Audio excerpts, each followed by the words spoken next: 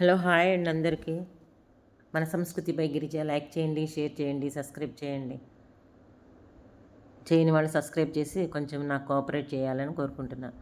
ఇదిగోండి టమాటాస్ అండి. టమాటాలు జస్ట్ మనకి కిచెన్ వేస్ట్లో నుంచి వచ్చినాయి. చాలా బాగా వచ్చినాయండి పళ్ళు మాత్రం ద్రాక్ష గుత్తుల్లాగా ఉన్నాయి. చాలా మంచిగా అనిపిస్తుంది. అన్నీ ఒక్కొక్కటి ఒక్కొక్క రకంగా ఉన్నాయి. కొన్నేమో పంప్కిన్స్ లాగా ఉన్నాయి, కొన్ని పొడవుగా ఉన్నాయి, కొన్ని రౌండ్గా ఉన్నాయి. డిఫరెంట్గా వచ్చినాయి అనమాట. ఒక్కొక్క చెట్టుకు ఒక్కొక్క రకంగా వచ్చినాయి. అంటే మన అన్ని వెరైటీస్ మనం బయట అమ్ముతున్నారేమో మనం తెచ్చుకుంటున్నాము. కాకపోతే అవి మన ఆర్గానిక్ కాదు కాబట్టి ఇవి మనం ఆర్గానిక్గా తయారు చేసుకోవాలి కాబట్టి ఏమి ఫెర్టిలైజర్స్ ఏమి వేయకుండా జస్ట్ మనము వేసేది ఆవపిండి ఇలాంటివి వేసానండి. కాకపోతే నేనేం చేశానంటే ఆవపిండి దొరకలేదు. ఆవాలు నానబెట్టానండి. ఒక 2 డేస్ నానబెట్టాను. నానబెట్టిన తర్వాత వాటిని మెత్తగా గ్రైండ్ చేశాను. మనకు దోసపిండిలాగా మెత్త క్రీమ్లాగా చేశానమాట. చేసి దాన్ని ఫెర్మెంట్ చేశాను ఒక 2-3 డేస్. తర్వాత ఏం చేశానంటే జస్ట్ మొత్తం అంతా కలిపి ఒక 100 గ్రామ్స్ వచ్చిందండి. దానికి 5 లీటర్స్ వాటర్ ప్లాస్టిక్ బకెట్స్ ఉంటాయి కదా లెక్కగా, ఆ ప్లాస్టిక్ బకెట్లో కలిపాను. కలిపి ఈ మొక్కలకి అన్ని మొక్కలకి ఇచ్చానండి. కానీ ఇది తొందరగా ఎఫెక్ట్ కనపడేది టమాటా మొక్కలు మాత్రం. మిగతావి నిమ్మ మొక్కలు వాటికి ఇచ్చాను. ఇది మాత్రం వెంటనే దీని మీద ఆకుల మీద గీతలు వచ్చినాయి చూడండి. ఆ గీతలు కూడా పోయినాయి. కొత్తగా వచ్చే ఆకులకి గీతలు రాలేదు. పాతగున్న ఆకులు మొత్తం తీసేశాను.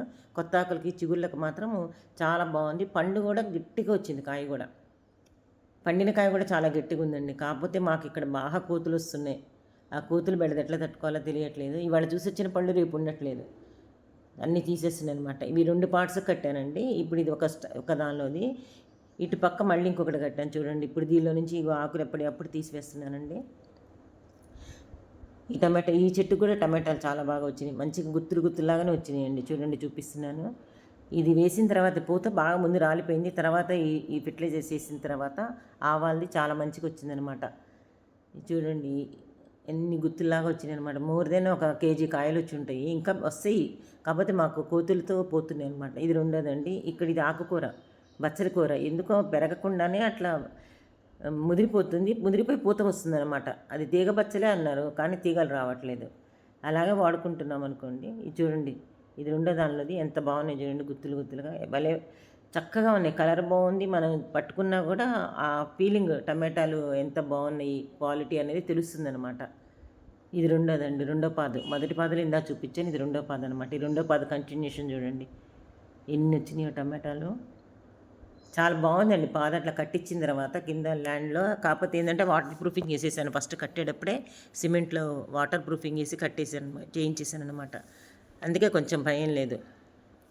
ఇటు పక్క చూడండి, ఇది పుదీనా కొత్తగా పెట్టాను ఎండిపోతే. అందుకని దానికి కూడా సమ్మర్ ఇది బాగా ఎఫెక్ట్ ఉంటుందేమో అని పెట్టి దానికి టమాటాలకి సపోర్ట్ పెట్టాను. ఆ సపోర్ట్ది ఆ చల్లగా ఉండి మంచిగా అది కూడా ఎన్నుకొచ్చింది. పుదీనా కూడా చాలా బాగా వచ్చింది. చూడండి ఎన్ని టమాటాలు ఉన్నాయి చూడండి.